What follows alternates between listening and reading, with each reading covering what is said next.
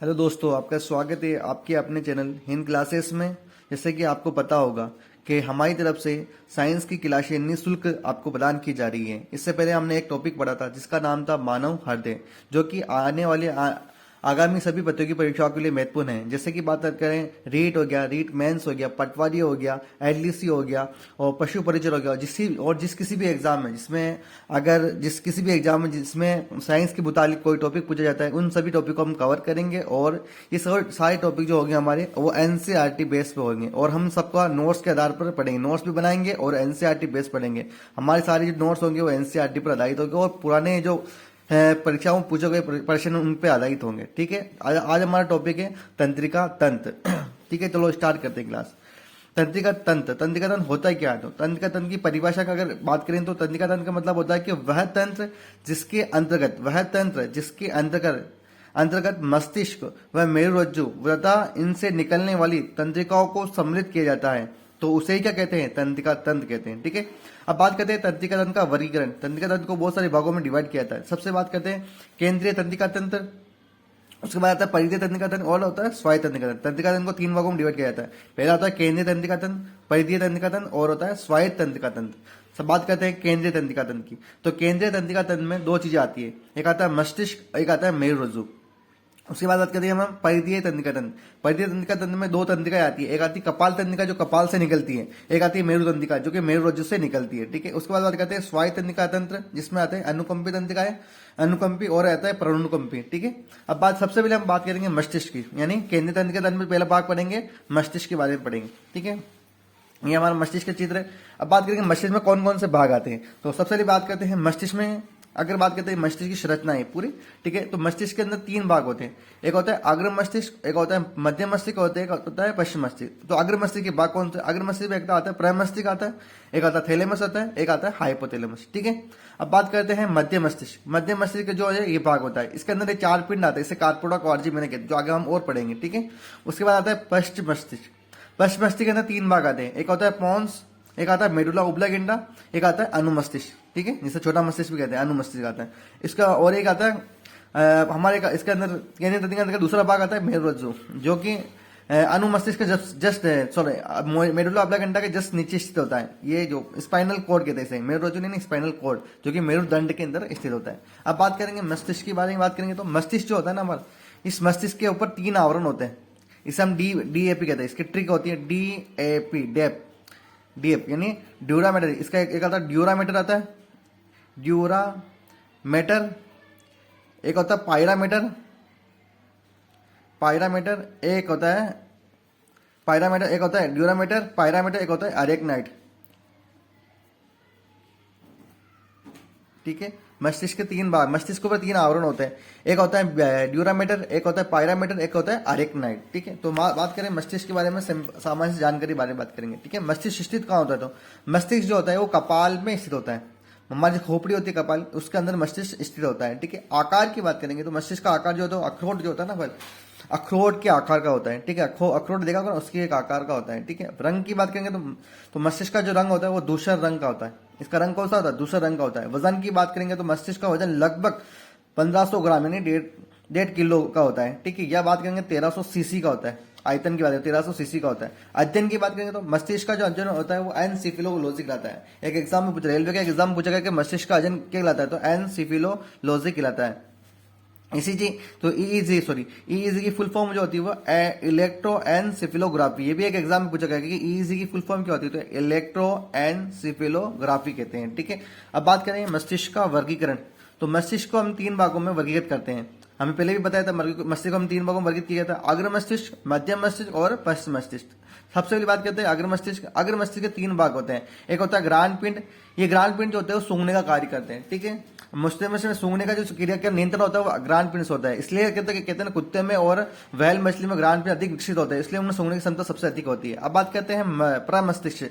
प्रमस्तिष्क से हम सेरेब्रम भी कहते हैं, प्रमस्तिष्क कहते हैं इंग्लिश में सेरेब्रम कहते हैं। एक होता है डायएनसेफेलोन। ठीक है, तो अग्र मस्तिष्क के तीन भाग होते हैं, ग्रान पिंड, प्रमस्तिष्क और डायएनसेफेलोन। डायएनसेफेलोन को भी तीन भाग होते हैं, एपिथैलेमस, हाइपोथैलेमस और थैलेमस। ठीक है, अब बात करते हैं मध्य मस्तिष्क। मध्य मस्तिष्क के अंदर चार पिंड आते हैं, वो आगे पढ़ेंगे, तो मध्य मस्तिष्क के चार पिंड आते हैं। अब बात करते हैं पश्चिम मस्तिष्क। पश्चिम मस्तिष्क के अंदर तीन भाग होते हैं, एक आता है पॉन्स, इसे मस्तिष्क का श्वसन केंद्र कहते हैं। एक आता है अनुमस्तिष्क, इसे सेरिबेलम कहते हैं। सेरिबेलम नहीं कहते, सेरिबेलम इसको कहते हैं, और इसे कहते हैं सेरिबेलम, ठीक है। और एक आता है मेडुला ऑब्लागेंटा, ठीक है, ये मस्तिष्क का सबसे पश्च भाग कहलाता है। अब बात करते हैं सबसे पहली बात की मस्तिष्क के अग्रभाग में, सबसे पहला भाग है मस्तिष्क के अग्रभाग। अग्रभाग में सबसे बात करते हैं प्रमस्तिष्क की। प्रमस्तिष्क इसे हम कहते हैं सेरेबेलम। यह मस्तिष्क का सबसे बड़ा भाग होता है, लगभग 80% भाग का निर्माण करता है। मस्तिष्क का सबसे बड़ा भाग कौन सा होता है? अग्र मस्तिष्क का सबसे बड़ा। मस्तिष्क का सबसे बात करते हैं अग्र मस्तिष्क, अग्र मस्तिष्क में सबसे बात करें प्रमस्तिष्क। ये प्रमस्तिष्क जो होता है मस्तिष्क का सबसे बड़ा भाग होता है। मस्तिष्क का लगभग 80% भाग जो होता है वो प्रमस्तिष्क होता है। इससे बुद्धिमत्ता का केंद्र कहते हैं। क्यों कहते हैं बुद्धिमत्ता का केंद्र? क्योंकि हमारे सोचने, समझने, विचार करने, निर्णय लेने आदि शक्ति का प्रदान कौन करता है? प्रमस्तिष्क करता है, इसलिए इसे बुद्धिमत्ता का केंद्र भी कहते हैं। तो एग्जाम में पूछा हुआ क्वेश्चन है कि बुद्धिमत्ता का केंद्र किसे कहते हैं, तो प्रमस्तिष्क को बुद्धिमत्ता का केंद्र कहते हैं, क्योंकि ये सोचने का, समझने, विचार करने, निर्णय लेने और शक्ति प्रदान का आदि की शक्ति प्रदान करता है, ठीक है। और साथ ही प्रमस्तिष्क जो होता है यह ऐच्छिक क्रियाओं पर नियंत्रण का कार्य करता है। ऐच्छिक क्रियाओं, ऐच्छिक जो ऐसी क्रियाएं जो हमारे नियंत्रण में होती है, इसे हम ऐच्छिक क्रिया कहते हैं। जैसे हम चलना हमारे नियंत्रण में, चलना, दौड़ना हमारे नियंत्रण में, बोलना हमारे नियंत्रण में, आदि ऐच्छिक क्रियाओं। तो ऐच्छिक क्रियाओं पर नियंत्रण कौन करता है? प्रमस्तिष्क करता है, ठीक है। तो अगला बात करते हैं। अगला आता है ग्रांड पिंड, ठीक है। मस्तिष्क का दूसरा, प्रमस्तिष्क का दूसरा भाग कौन? अग्र मस्तिष्क का दूसरा भाग क्या है? ग्रांड पिंड। ग्रांड पिंड क्या होता है? ग्रांड पिंड जो होता है ये सूंघने का कार्य पर नियंत्रण करते हैं। हमारी सूंघने की सत्ता होती है उस पर नियंत्रण करते हैं। तो कुत्ते में ये ग्रांड पिंड सबसे अधिक विकसित होते हैं और भैल मछली में सबसे अधिक ग्रांड पिंड विकसित होते हैं। दूसरा होता है अग्र मस्तिष्क का तीसरा भाग है डायएनसिफिलॉन। डायएनसिफिलॉन को हमने तीन भाग बताए थे। एक होता है हाइपोथैलेमस, थैलेमस और एपिथैलेमस, ठीक है। तो सबसे बात करते हैं हाइपोथैलेमस। सबसे अधिक क्वेश्चन यहीं से पूछे जाते हैं कि हाइपोथैलेमस में से ही पूछे जाते हैं, ठीक है। तो हाइपोथैलेमस हमारे शरीर में क्या नियंत्रण करता है? तो हाइपोथैलेमस जो होता है ये मानव शरीर के तापमान पर नियंत्रण करता है। मानव हमारे जो शरीर का तापमान उस पर नियंत्रण करता है। एक क्वेश्चन पूछा हुआ था कि मानव शरीर का तापमान कितना होता है? तो पहले दिया हुआ था डिग्री सेंटीग्रेड में तो होता है 37 डिग्री सेंटीग्रेड होता है। फ़ारेनहाइट में जो होता है वो 98.6 फ़ारेनहाइट होता है, और केल्विन में जो होता है 310 केल्विन होता है, ठीक है। तो मानव शरीर का तापमान को नियंत्रण करता है हाइपोथैलेमस करता है। भूख और प्यास पर नियंत्रण कार्य करता है। हमारी भूख पर और प्यास पर नियंत्रण कौन करता है? तो वह हाइपोथैलेमस करता है, ठीक है। तीसरा पॉइंट है यह मनोवैज्ञानिक अभिव्यक्तियों जैसे प्यार, क्रोध, घृणा, ईर्ष्या आदि पर नियंत्रण करता है। यदि सारी अगर एग्जाम में पूछ लिया जाए कि मनोवैज्ञानिक अभिव्यक्तियों पर नियंत्रण कौन करता है, तो वो करता है हाइपोथैलेमस करता है। अब आज बात करते हैं थैलेमस की।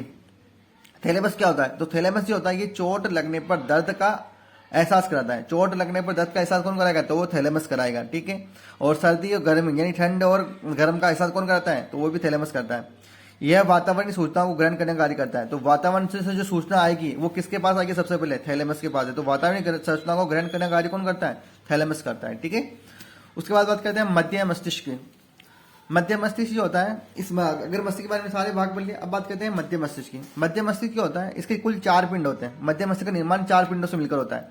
मध्य मस्तिष्क का निर्माण 4 पिंडों से मिलकर होता है। इन चारों पिंडों को क्या कहते हैं? कार्पोरा क्वार्जी मेना। कार्पोरा क्वार्जी मीना, ठीक है। तो एग्जाम में पूछा हुआ क्वेश्चन है कि कार्पोरा क्वार्जिमिना किसे कहते हैं? या कार्पोरा क्वार्जिमिना कौन से भाग में स्थित होता है? तो वो मध्य भाग में स्थित होता है। और ये कार्पोरा क्वार्जिमिना का कार्य क्या है? ये सुनने व देखने की क्रियाओं पर नियंत्रण करता है, ठीक है। मध्य मस्तिष्क जो होता है 4 पिंडों से मिलकर बना होता है। इस 4 पिंडों को हम कार्पोरा क्वार्जिमिना कहते हैं। और ये 4 पिंड जो होते हैं ये सुनने और देखने की क्रियाओं पर नियंत्रण करते हैं। और कार्पोरा क्वार्जिमिना के 2 ऊपरी जो पिंड होते हैं, 4 पिंडों में ऊपरी जो 2 पिंड होते हैं वो देखने की क्रियाओं पर नियंत्रण करते हैं, और 2 निचले जो पिंड होते हैं वो सुनने की क्रियाओं पर नियंत्रण का कार्य करते हैं। अब बात करते हैं तीसरा मस्तिष्क का तीसरा भाग होता है पश्चिम मस्तिष्क। ये पश्चिम जो मस्तिष्क होता है, पश्चिम मस्तिष्क होता है, इसके कुल 3 भाग होते हैं। एक होता है पोन्स होता है, एक अनुमस्तिष्क होता है, एक मेडुला ओब्लागेंटा होता है, ठीक है। पोन्स की बात करते हैं तो ये मस्तिष्क का पोन्स जो होता है ये मस्तिष्क का शोषण केंद्र होता है। देखो एग्जाम में पूछा हुआ क्वेश्चन भी है कि मस्तिष्क का शोषण केंद्र कौन सा होता है? तो मस्तिष्क का शोषण केंद्र होता है वह मस्तिष्क का श्वसन केंद्र जो होता है पोन्स होता है। पोन्स जो होता है मस्तिष्क का क्या होता है? श्वसन केंद्र होता है। अब बात करते हैं अनुमस्तिष्क, इसे सेरिबेलम कहते हैं। अनुमस्तिष्क इसे क्या कहते हैं? सेरिबेलम कहते हैं। यह मस्तिष्क का दूसरा सबसे बड़ा भाग होता है। मस्तिष्क का सबसे बड़ा भाग तो प्रमस्तिष्क होता है, और दूसरा सबसे बड़ा भाग जो होता है वो होता है अनुमस्तिष्क होता है। और यह मस्तिष्क का संतुलन केंद्र होता है। संतुलन केंद्र क्यों कहते हैं? क्योंकि हमारे शरीर का संतुलन प्रदान कौन करता है? अनुमस्तिष्क करता है। मस्तिष्क का संतुलन केंद्र कौन होता है? तो अनुमस्तिष्क होता है। उदाहरण के लिए शराब पीने के कारण मस्तिष्क की क्रियाशीलता क्या होती है? कम हो जाती है, जिसके कारण व्यक्ति जो अपना संतुलन नहीं रख पाता और वो लड़खड़ा के चलता है। तो उसकी क्रियाशीलता, एक क्वेश्चन ये पूछा हुआ कि शराबी व्यक्ति के लड़खड़ा के चलने पर मस्तिष्क का कौन सा भाग प्रभावित होता है? तो कौन सा भाग प्रभावित होता है? अनुमस्तिष्क होता है, ठीक है। अब बात करते हैं मेडुला ओब्लागेंडा की बात करते हैं। मेडुला ओब्लागेंडा जो बात करते हैं, मेडुला ओब्लागेंडा जो होता है ये पश्चिम मस्तिष्क का तीसरा सबसे अंतिम वाला भाग होता है। यह मस्तिष्क का सबसे पश्च भाग होता है, यानी सबसे अंतिम, मस्तिष्क का सबसे अंतिम भाग कौन सा होता है? पश्चिम मस्तिष्क का सबसे पश्च भाग होता है ये, ठीक है।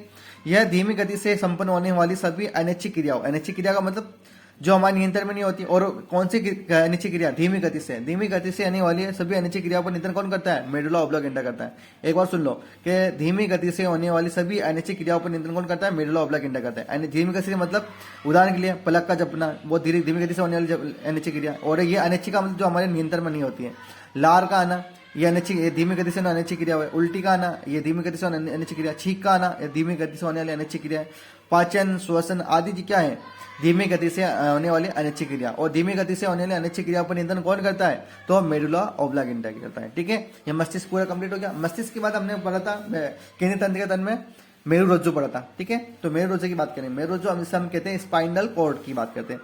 पश्च मस्तिष्क के सबसे पश्च भाग में, मस्तिष्क के सबसे पश्च भाग से 45 सेंटीमीटर एक लंबी संरचना निकलती है, जिसे क्या कहते हैं? मेरु रज्जु कहते हैं, ठीक है। जैसे बात करते हैं मस्तिष्क है, मान लो ये मस्तिष्क है, इस मस्तिष्क के सबसे अंत में कौन होता है? मेडुला ओब्लागेंडा। इस मेडुला ओब्लागेंडा से ही के अंत में से ही एक पतली सी 45 सेंटीमीटर लंबी एक संरचना निकलती है, ठीक है, जिसे क्या कहते हैं? मेरु रज्जु कहते हैं। और ये मेरु रज्जु जो होती है, मेरु रज्जु मेरुदंड के भीतर स्थित होती है। मेरु रज्जु ये है, और ये किसके भीतर स्थित है? ये इसके चारों ओर कौन है? मेरुदंड है। मेरुदंड यानी रीढ़ की हड्डी है, उसके अंदर कौन है? मेरु रज्जु स्थित होती है। और ये इसका कार्य क्या है? तो यह तीव्र गति से होने वाली अनैच्छिक क्रियाओं पर नियंत्रण करता है। तो धीमे गति से होने अनैच्छिक क्रिया पर तो मेडुला ओब्लागेंडा नियंत्रित कराता, और तीव्र गति से होने वाली अनैच्छिक क्रियाओं पर नियंत्रण करने का कार्य कौन करता है? तो वो करता है मेरु रज्जु। और तीव्र गति से होने वाली अनैच्छिक क्रियाओं को ही क्या कहते हैं? प्रतिवर्ती क्रिया कहते हैं, ठीक है। तो बात करते हैं तीव्र गति से होने वाली अनैच्छिक क्रियाओं पर नियंत्रण कौन करता है? तो मेरु रज्जु करता है। यानी प्रतिवर्ती क्रियाओं पर नियंत्रण कौन करता है? तो मेरु रज्जु करता है, ठीक है। उसके बाद हम देखते हैं अगला,